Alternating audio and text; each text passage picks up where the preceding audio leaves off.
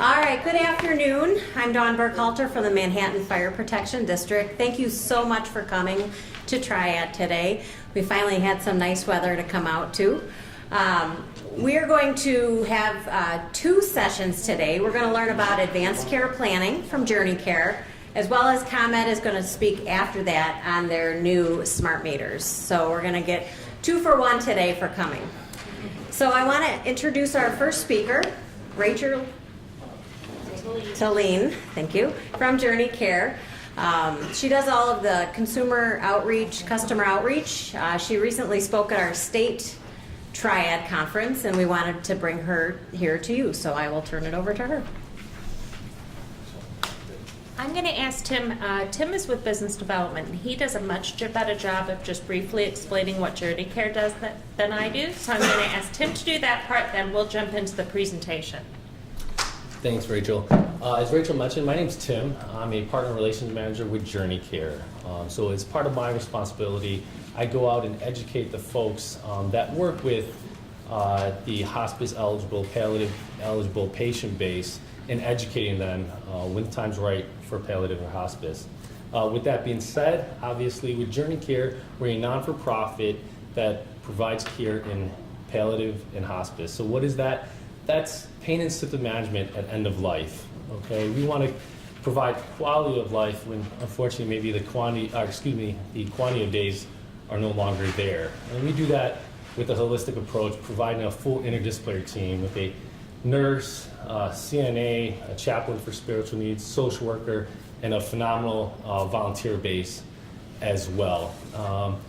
We care for the patient wherever the patient calls home, whether it be in their own residence, an assisted living facility, a skilled nursing facility, or something of that nature as well. We have several offices throughout the Chicagoland area. Matter of fact, we just opened an office just down the road in Mokina. Okay, but just in the interest of time, thank you. If you have any questions, please stop me after the fact, and I'd be welcome to answer any questions. Thanks. Thank you. Okay, so I know I work for a hospice, but the things I'm going to talk to you about today are not just documents that people should have when they're seriously ill. And so that's when I want to clarify and make sure you feel comfortable understanding what documents should we have now, what documents do we need at different points in our lives. And if you have questions, let me know. I'm going to allow time at the end, but as we're going through, if something just doesn't sound quite right, if you raise your hand, I'm happy to stop and make sure we clarify it as we're talking about it. So how many people here today think they have an advance directive for healthcare? All right, well, that's actually, as people age, we do find that more people do have them, but overall, only 27% of people have actually completed these. Most people, when you talk to them, would say, yes, it's important, I probably should have them, but it's not something we actually implement and put into place. My hope today is to really encourage you to take it from that step of thinking about it to putting it in writing, and that hopefully the reasons I share today will reinforce that. So what is advanced care planning? So I'm specifically talking about when we talk about advanced care planning for healthcare. There's also advanced care planning when we talk about financial aspects. That's separate. So specifically today is about healthcare. So when we talk about advanced care planning, it's talking about what would we want to have happen for us if we were unable to speak for ourselves. The reality is, everyone at some point in this room is going to die, right? At some point. Hopefully it's way out there, but at some point we all will. How would we want to think about what that may look like before that were to happen? How many people in here drive a car? Do you all have auto insurance? Sure. You have it just in case, right? No one plans to go out there and drive into a tree, but in case something were to happen, you have auto insurance. Well, we all know at some point we're going to die, so doesn't it make sense to start developing what that may look like before it were to happen? The worst time to start planning these things is when you're in any kind of crisis, so we encourage people to start thinking about it in advance. The other thing to keep in mind, an advance directive doesn't mean you're taking things away. You can have an advance directive that said, I want absolutely everything done. I think a lot of times people think if we're encouraging an advance directive, we're limiting options. That's not the case. It's saying what would be best for me, what would I want someone else to follow if I couldn't speak? And it's providing that detail and that outline to somebody else. So why is it important? There's a lot of things available today that can keep us alive a lot longer. Medical care is improved. There's treatments that are available. So medicine is good at keeping us alive, but is it always the way we want to be kept alive? Some treatments can provide a lot of quality and add quality to our lives, but they don't all. So thinking about what that might look like for us is important. We're also living longer. It's very unusual now for someone just to die in their sleep. 80% of people die after experiencing a chronic illness. So it's not as though we just go from feeling great and then that's it. There's a period of time where things get worse and worse and worse. So having the ability to plan what would that look like and what would be important to me is something we need to start thinking about. We also know, and yes, I do work in hospice, so we do experience and see families at a time which can be very, very difficult. We know from watching and seeing families that when families have not discussed this, it can be very difficult. There can be a lot of stress. There's also research that supports families that have not had these conversations. The person who is left to make the decisions can suffer post-traumatic stress disorder. So yes, experiencing the loss of a loved one is always going to be difficult, but there's things we can do that can make it less stressful. There's also a significant amount of cost at end of life. The majority of Medicare goes into the last 6 months of a person's life. Some of that might be fine, some of it does nothing though to actually prolong life. So starting to think about what this may look like could also have that benefit too, because we do see families, even with insurance, a lot of money is spent caring for people at this part of their lives. So what I want to do is talk about what are the documents that would be appropriate now, what are documents you may need at a later point in your life, just so you're aware and know what documents are available in our state and what are considered legal documents. So everyone in the state, once you reach the age of 18, it's encouraged that you identify someone as your health agent. So is everyone here over 18? Yeah? All right, so this is not something we're encouraging older people to do. Young people should be doing this. So as a culture, we need to start thinking about it differently. So if you have kids, and your kids have kids, if they're over the age of 18, they should all be thinking about this. So I have 2 children. Well, I call them children. The state calls them adults. They're both over the age of 18, but I pay for everything. So in my opinion, they're my children. I can no longer make decisions, though, if something were to happen to them, unless I am identified as their health agent. So for example, they're both in college. One of them goes to school out of state. They have different laws as far as surrogate and who would be able to make decisions if something happened than they have in Illinois. So for me, even if it wasn't an imminent issue as far as life-threatening, if one of them had a concussion, they got into a car accident, there's no guarantee that if they was taken to a hospital, if I was not their health agent, that hospital is going to share any information with me because of HIPAA. There's huge laws in place to make sure that people's privacy is protected. So for me, it was a very important tool for me to have for my children before they went away to college. Doesn't mean that I'm morbid, doesn't mean that I think anything bad's going to happen. But I know as a mom, if something were to happen, I'd want to know right away. And this would allow me to find out what was going on. So we're going to talk about what that document would look like.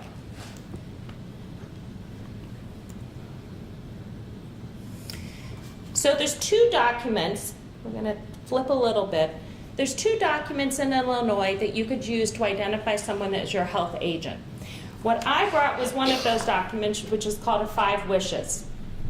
There's also a healthcare power of attorney that you can access online through the Illinois State Medical Society. They have a nice packet. You can also access it through the Illinois Department of Public Health. This document is saying, yes, if I couldn't speak for myself, who would I want to make those decisions for me? Picking the person to make those decisions is not something you should take lightly. A lot of people think, oh, if I'm married, my spouse would be the best person to make those decisions.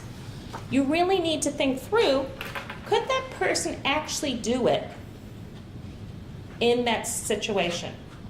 Emotionally, physically, is that something they could actually do on your behalf? If you've been married 50, 60 years, is that really something you want to have that person have to do at that point? Or would maybe an adult child be a better person? Could that person be your advocate? Would that person be comfortable talking to healthcare professionals and saying, you know what, I know this is really important to my mom. If you do this treatment, will it allow her to continue living the way she's been living? Because I know that's important to her. Having that ability to have those conversations with your healthcare professionals. Is it going to completely rip someone apart emotionally if they do have to follow through with this? Will they follow through? We have people that have been identified as their healthcare power of attorney and then don't actually do it. They refuse. So you need to make sure the person you select can do what you're asking them to do. So if you're going to pick someone, make sure you talk to them and don't just put their name down without actually making sure they're comfortable and understand what your wishes would be, because we see that too.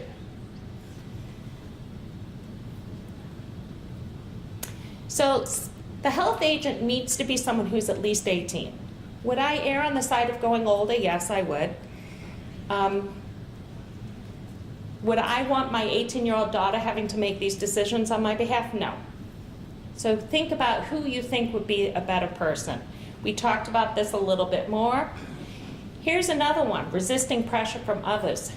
So you can only identify one person to be your health agent at one time. Is that person going to be able to continue to put your wishes in place with pressure from others that don't agree? Which is also why I would encourage you to have conversations with your other family. Don't just put one person on line here. Make sure others understand what your wishes would be. Well, sort of a backup. There is an option as a backup. So what you would do is identify the first person. If they cannot be reached or they're unwilling, then it would go to the second person. So you would want to identify, and it gives you place on the form to do that. The other thing I want to share, that both of these documents, and I'm specifically referring to the healthcare power of attorney forms, do not need to be completed by an attorney.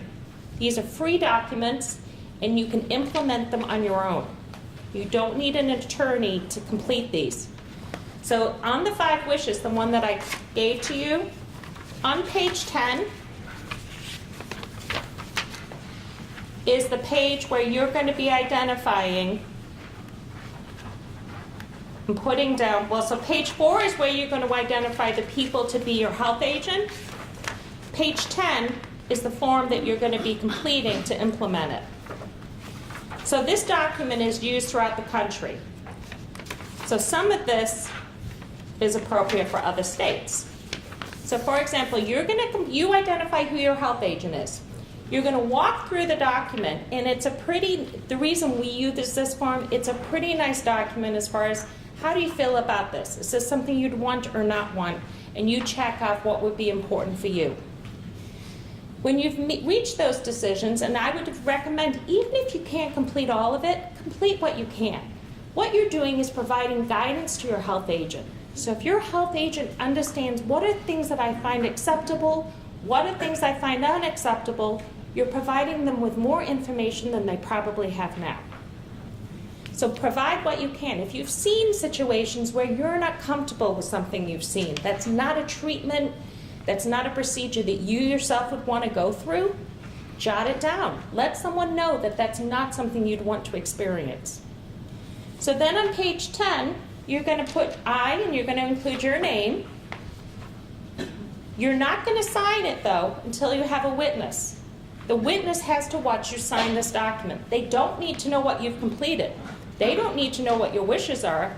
They're just watching to say, yes, this person wasn't being coerced when they signed it. It could be your neighbor. It could be someone you go to church with. It could be someone from this group. It cannot be a family member, though, by birth or marriage. So your husband couldn't be a witness, your children can't be a witness, has to be someone removed. So you're going to sign this as the witness is watching, and then the witness is going to write their name. The date should be the same because the witness should be watching you sign it. In Illinois, we only need one witness. We don't need two. We don't need it to be notarized. Once you have those signatures, this is a legal document. That's all that's required for you to implement this. If you travel frequently, and this is a document that you know is valid in the states you travel to, and you can find that on the second page in. If the document does require two signatures in the state you travel to, have two people sign it. If you travel to a state that requires a notary, have it notarized. A lot of people, if they're traveling, they'll include this and just include a copy in their luggage and leave it there. They'll put it in their glove compartments. So once you do this, you want to make sure people know you have completed it. So you don't want to hide it. Don't put it in your safety deposit box. If you can't speak for yourself, are you going to be able to give someone the code to your safety deposit box? Probably not. So you want to make sure that people know you've created this. We're going to go back to, so you want to give it to your doctor. I would. Copies of it then? Yeah, you can make copies. So I would give a copy to your doctor. I personally gave a copy not just to the person who's my health agent, but also to the rest of my family. I wanted them to know who, it was my sister who I selected as my health agent, but I wanted the rest of my family to know my wishes so there wouldn't be that conflict if she ever had to implement them. So what I did was I made a copy of this and sent it electronically. So she has it electronically, but then I sent it and attached a note to my whole family. I said, you know, at some point Jan may need this. I want all of you to support her. And I said, this is what I'm asking Jan to do. And what I did was I completed this, but then I gave extra information. I have no idea what may happen. I don't know what could happen next week. I hope it doesn't happen for 20, 30 years. But I said, for me, at this point in my life, this is what a quality of life looks like for me. I like being able to work. I want to be productive. I want to be able to communicate. I like being able to eat and drink. I said, these are things that are important to me that I, at this point, would want to return to. I said, so depending on what happens, doesn't mean I couldn't live independently, and I would like to live independently. Doesn't mean I couldn't live independently in a wheelchair. But there's certain things that would be difficult for me to consider having a quality of life if I couldn't do it, and that's what I outlined. And so I said, it's not to say that I wouldn't be willing to accept treatments and to pursue different things, but this is what I would like to return to. And that's what I provided the bullets. So we have no idea. I may have a stroke, I may get hit by a car. So without knowing those specifics, what I did say was, this is what would be acceptable. So if my sister's then having to make decisions, she knows what that looks like for me. Does that make sense? So it's trying to say what brings meaning to my life now. And when I age and when I get to be 60 and 70, I'm turning 50, it could look very different. I may be okay saying, you know what, it's okay if I don't live in my own home. I may be okay living somewhere else, but that's not okay for me right now at this point in my life. So we need to start thinking about what does quality of life look like for us? What are things that would I find acceptable? What are things I wouldn't find acceptable? So someone else would have that information when they were asked to make decisions on what treatments we would or would not be okay with. Does that help? Or does that make you not want to even begin because it seems too overwhelming? Yeah. To back up a little bit what you said, we had a friend, when she passed away, everyone knew she wanted no extra care. Let her go. Mm-hmm. Nobody knew who her lawyer was. She didn't share who her lawyer or her doctor was. So she was hooked up for 3 days at the hospital when it was totally, and everybody knew it. But they didn't have anybody to say because Right. she didn't share. So it is very, very, so a lot of people have feelings one way or the other. And like I said, someone's feelings could be completely opposite than my own, and that's okay too. This should be very unique to what's good for each one of us. So that's why how each one of us completes this could be different. But if we don't do this, there's no guarantee that our wishes will be followed. And that's exactly the point that we end up seeing. People end up having procedures. People end up going through things that they probably would not choose for themselves if they'd had the ability to think it through and document it. So that's what I'm suggesting.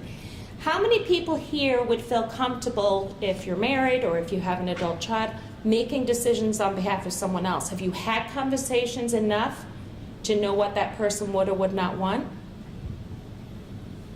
Some people are saying yes. Yeah. Which is good, because what happens, as humans, we have a tendency to do more. It's hard for us not to do everything we think, because we don't want to feel the guilt of not having done things. And if we don't have that clarification or that confirmation, we're going to err on the side of doing more than less, which makes sense. No one wants to have that responsibility. So that's why the more direction we can provide, and I say, if you really like your family, it's a nice thing to do. If you don't mind if they fight like cats and dogs, let them go at it. But if you really care about your family, the more guidance we can provide, the better it will be for them. So how comfortable does everyone feel with this aspect? So this is what we would consider. You would use the 5 wishes or the healthcare power of attorney to identify who would speak on your behalf. So this is something absolutely everyone over the age of 18 should have. Even if you're married and you are comfortable with your spouse making your decisions, I would still create and have a healthcare power of attorney for them. I am going to go back to this slide. So in Illinois, we have a surrogate law. This is not in place in every single state, though, so that's why it's important to understand. So if something happened to you, so say, for example, you chose not to complete something. If you didn't have a form, you may say, well, what would happen if I don't have anything in place? In Illinois, this is what's going to happen. First, the doctors are going to go to you. If you can still make decisions, they're going to ask you directly what treatments would you or would you not want. If you cannot speak for yourself and they consider you to be undecisional, that's when they're going to look to see, do you have a power of attorney in place, such as a document like this, identifying someone to make those decisions on your behalf. If you don't, that's when it goes to a surrogate. In Illinois, we have prioritized the order of who and how that would be identified. If you have a guardian, that person would be the person to make those decisions on your behalf. If you're married, your spouse would be. What if you're someone who's going through a divorce, your divorce isn't final, your husband who you're still married to could be that person making those decisions if you don't have someone else identified. There's been situations where that can lead to some very sticky issues. Adult children. So your spouse may have died, you have 3 children, your children are left to decide what's best. It has to be consensus. So if it's not the oldest child, some people think, oh, the oldest one can figure it out. No, it's based on consensus. You have 3 children, they're all over the age of 18. There has to be a consensus as to what treatments and what decisions they're making. So you have 3 adult children who may not speak frequently, they may have never had this conversation, and may have very differing opinions. So imagine trying to get 3 people to have a consensus on something like that. That's when we see families getting ripped apart. It's a very difficult situation to put families in. Much, much easier to identify that person, have conversations, and let them know what you would or would not want. I'd also recommend doing it when you're not in a crisis. Normally these conversations happen when someone's hospitalized and you're trying to figure out, well, does mom or dad have any documents? Do you know if they've created someone? No one knows if they exist. They may find something, no one knew they did it, and then all of a sudden you have a child finding out, I guess I'm the one making all the decisions, but they didn't know they'd ever been identified. So does this help? So here's a personal example. So I'm divorced. I was smart enough to remove my ex-husband from my healthcare power of attorney to make my healthcare decisions. If I had not identified someone else, though, by default, when my daughter first turned 18, she would have been the person to make my decisions, just by default. My 18-year-old daughter is not someone I want to have make these decisions for me at this point. She's in college. She shouldn't have to do this kind of thing. At some point, she may be appropriate. And then when my son turned 20, the two of them trying to figure this out, there's no way. So think about what the scenario would be for you if you didn't pick someone.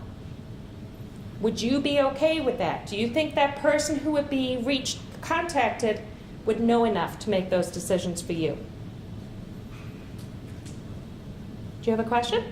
Yeah. Power of attorney then can decide, because by having the power of attorney, that person can say, do not resuscitate. Correct. If the person cannot. Okay, it doesn't have to be in the document, anything like that. Right, so what you're going to do though, so if you're identifying someone as your healthcare power of attorney, you do want to provide them with guidance.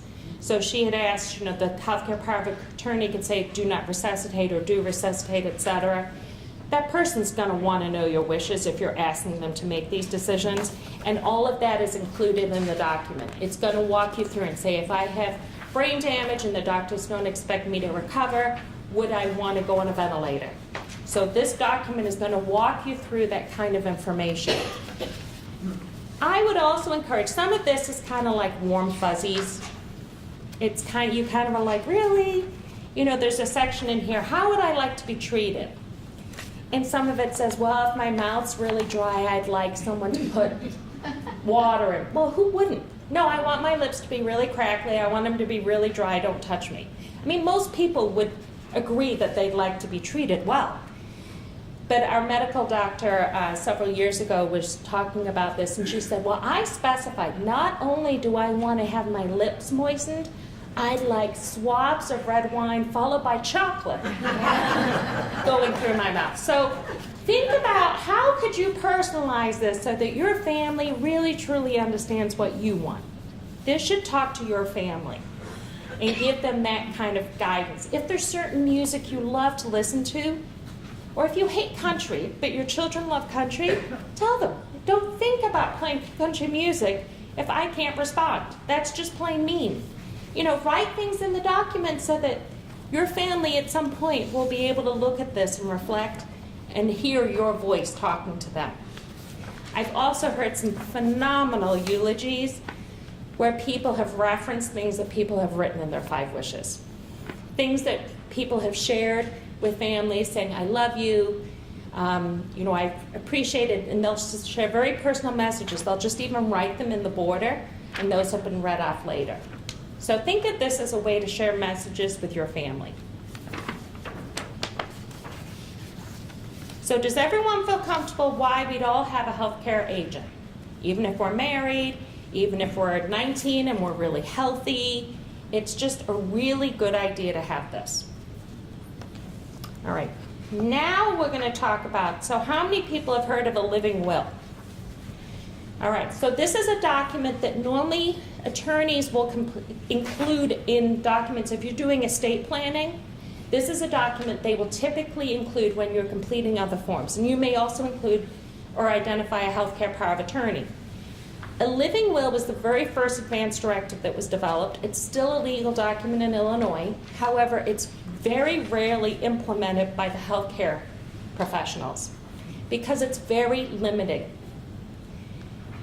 It only applies if you have a terminal illness. If you don't have a terminal illness, you have any other type of healthcare issue going on, it's not going to help you. So it's okay if you have it, but make sure you also identified someone through as your health agent. You don't want to have just this document because it's probably not going to do enough for you. So I reference it, but I don't spend a lot of time on it because this isn't something the healthcare professionals would probably encourage you to implement. Okay? All right, now we're going to get to this document. Has anyone ever seen this document before? This is a newer document in Illinois.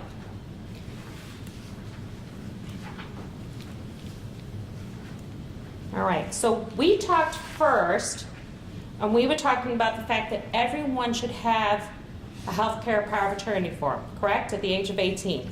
This document is only appropriate for people who have a serious illness or feel very strongly that they would not want to be resuscitated if their heart were to stop. So this document that I talked about is a legal document. This document is a medical order. So there's a few differences, and I'm going to go through them. This document's not appropriate for everyone. A healthy 18-year-old would not have this document. This isn't a document I would have yet. This is a document for people who have a serious illness or they're frail. They feel very strongly that if their heart were to stop beating, they may not want to be resuscitated. Okay? So we're going to talk more about this document now.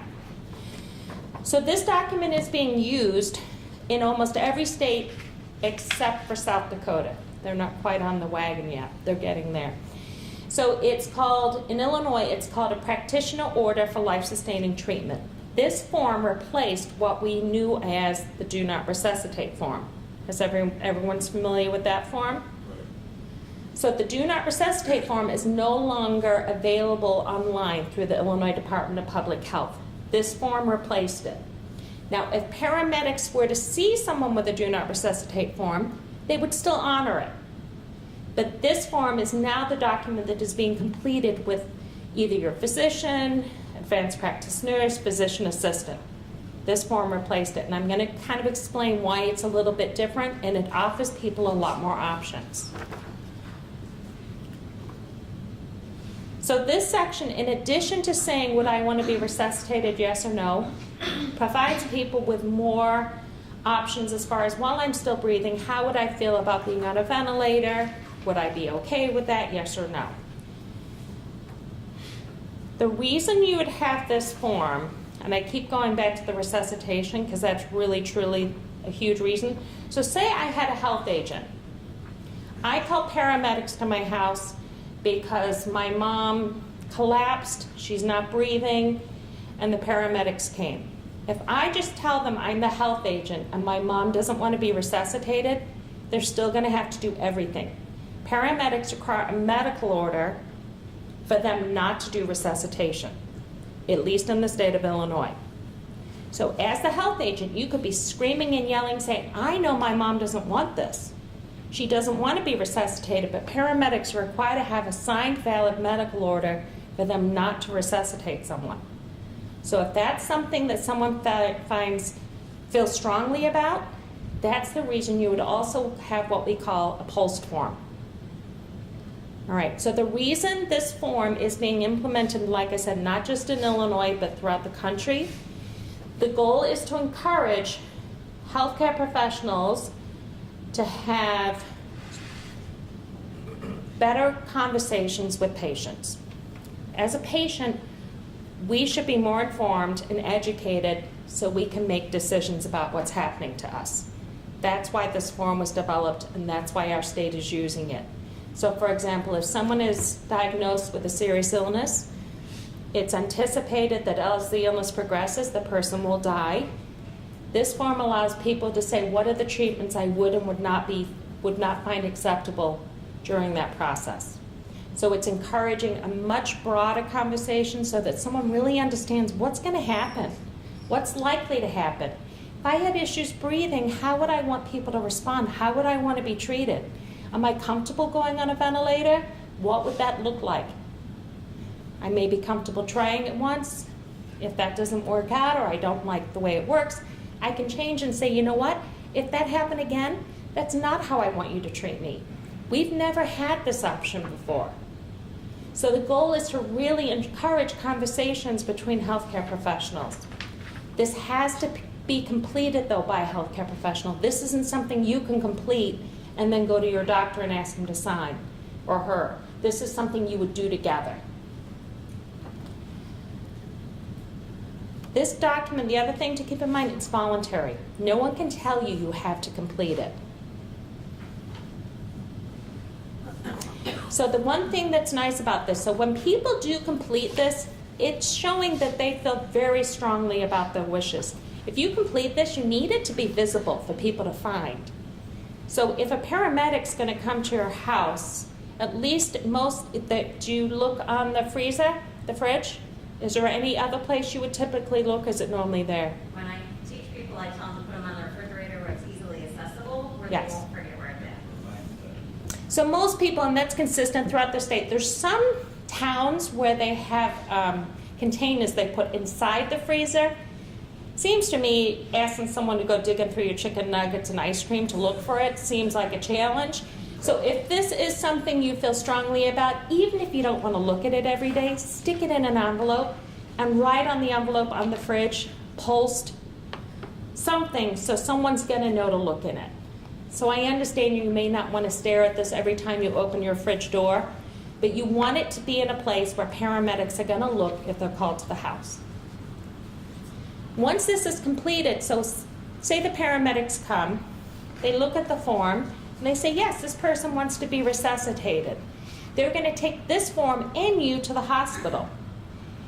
Once you're in the hospital, unless your wishes change, this document should then go with you if you go to a rehab facility, wherever you go, the form should go, so that if something happens, you can't speak for yourself, people can look at this form for guidance. That's the goal of it. You can always update this. So that's the other thing to keep in mind. You may complete it once, say, you know what, I just had a really bad hospital experience. I don't want to go through that again. That's when we see people updating their wishes, and that's when a new form would be appropriate. Did someone have a question? So you can't make copies of these? There's actually a website. I'm trying to think if I have it at the very end of here. So in Illinois, the website is POLST for physician order for life-sustaining treatment. The first initials, I think I have it at the very end. Let's see. I know it's hard to tell what I'm saying. Here it is. So it's this second one from the bottom, POLSTIL.org. If you go there, you can download documents. Obviously, they're going to be white. They can be on any color. I would encourage you to put it on a bright color sheet of paper just so someone will see it. You can make copies of this. So it is valid to copy it. I would strongly encourage you, if you have this, to make copies. A lot of times when the paramedics are transporting someone, they take one for their records. So if you only have one copy, then you don't have another one. So I would encourage you to make copies if there's something you do have in place. So just to give you a little bit more of an understanding, like I said, this is something you would do with your doctor. This isn't something you're going to complete on your own. But the goal is to talk about, I have a serious illness, or I'm getting older. These are the things that are important to me. I don't want to, especially for people when we bring people onto hospice, they've reached a point where they don't want to keep getting poked and prodded. They don't want to keep going in and out of the hospital. They're tired. Quality of life is more important than quantity. So this document allows healthcare professionals to understand that the person's wishes are no longer to provide aggressive treatments that may not be supporting them. So this document allows people to select that. They can also select and say, you know what? Do absolutely everything. I'm okay going on a ventilator. Put me in the ICU. That's absolutely an option to select as well. The goal is to make sure that we're identifying people's wishes, and this document allows us to do so. It also talks about feeding options. So certain illnesses, as the illness progresses, such as ALS, dementia, people lose the ability to swallow. Making those decisions in advance and understanding, if I reach that point where I can no longer swallow, how would I want to continue? What are my options?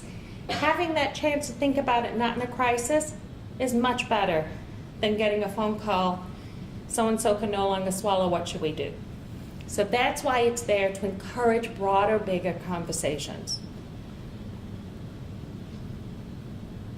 So if someone has this document, I would strongly encourage that you also still have someone who can be your healthcare power of attorney. You want to have both. The healthcare power of attorney should understand what your wishes are so that they can support what your wishes are on your post form. So I would strongly urge, have these conversations in advance. They do not have to be morbid, I promise you. My kids are a little unique because they live with me, so we talk about this stuff all the time. My kids actually on their 18th birthday got a 5 wishes wrapped up in a big red bow. Probably not their most exciting gift on their 18th birthday. Made the rest of their gifts look much better though. So we talk about this. My kids know that I want to be cremated. We laugh and talk about, well, where are they going to take my ashes? You know, we talk about this, and the more you do talk about this, the less awkward it can become. So it's really important to make these decisions in advance. You don't want your family to be put under stress. You want it will give you more control if you understand what's happening to you, so you can make decisions and not just have them happen. Make decisions as you're going through it. Does anyone have any questions? Good job. Thank you.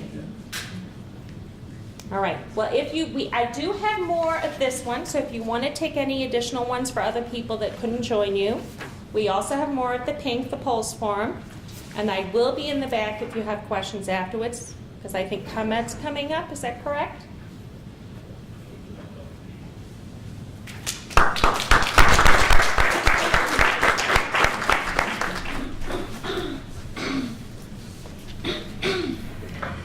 Thank you very much to Rachel from Journey Care for the great program. Hopefully you all learned something new from her program. I thought it was great the last time I saw it. I learned something new every time.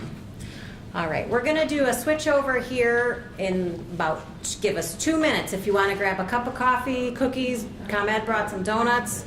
We're going to switch to ComEd. They're going to talk about their smart meters. If you're not familiar, they're coming to your home and they actually come in and install them. So give us about 2 minutes to switch over. They're just going to do a short 10 to 15 minute little discussion on the smart meters. Good one.